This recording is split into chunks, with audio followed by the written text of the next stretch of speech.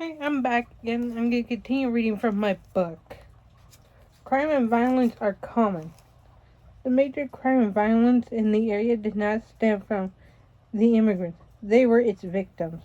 The Lower East Side had always attracted much of the city's criminal element to its margins. By the last decades of the 19th century, it had said the ferocity of earlier years when the Bowery Boys, that's B apostrophe Hoys, and the Dead Rabbits terrorized the area. But Mayor Hewitt's Reform Drive in 1887 inadvertently reinforced the district's feralities by forcing criminals and prostitutes from their custom uptown resorts into less conspicuous tenements of the 10th Ward where they remain. Crime was an endemic to the Lower East Side. Ugh. The close collaboration between police officers, politicians, and criminals had turned the district into a Klondike that replaced Uptown Tenderloin as a center of graft and illicit business. Invariably, the culprits in these activities were not immigrants but Americanized Jews learned in street corner ways and shorn of the restraints of the immigrant generation. It is not until they have become Americanized, have adapted themselves to the environment of the district, and adopted its ways and vices that they become full-fledged wretches, commented Dr. I.L. Nasher. I think that's how you say his last name. In the early years of the 20th century, the effect of such conditions upon the young deeply disturbed those anxious for the public weal. In 1909, some 3,000 Jewish children were brought before a juvenile court, and in the next few years, Jewish criminals regularly made newspaper headlines. The appearance of an ungovernable youth after the turn of the century was undeniable and excited apprehension.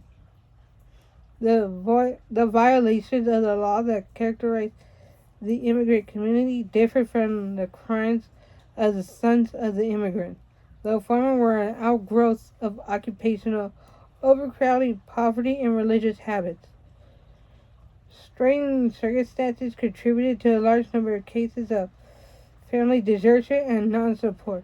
Concentrated in the marginal commerce and industry, Jews were prone to transgress the codes of commercial law.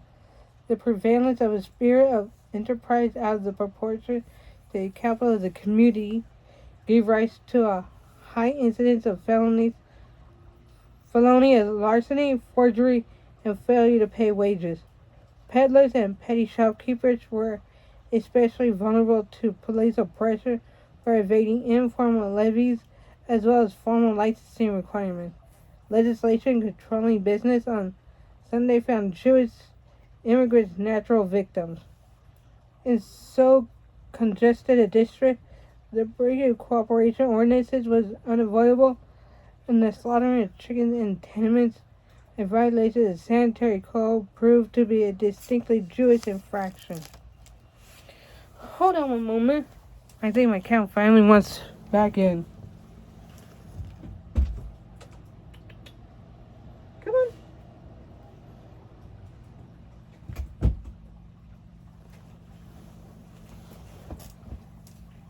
Come here.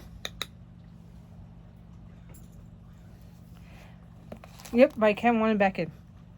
Say hello to my kitty. He's back there. This is one of my cats. Okay, back to my books. The Bowery Waste Station had derelicts, transients, and unsuspecting immigrants. What do you want, Boo?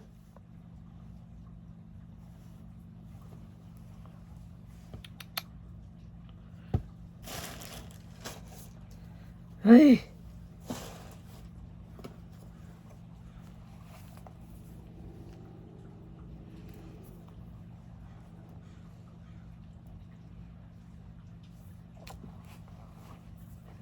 I'm expecting. Okay, where was I?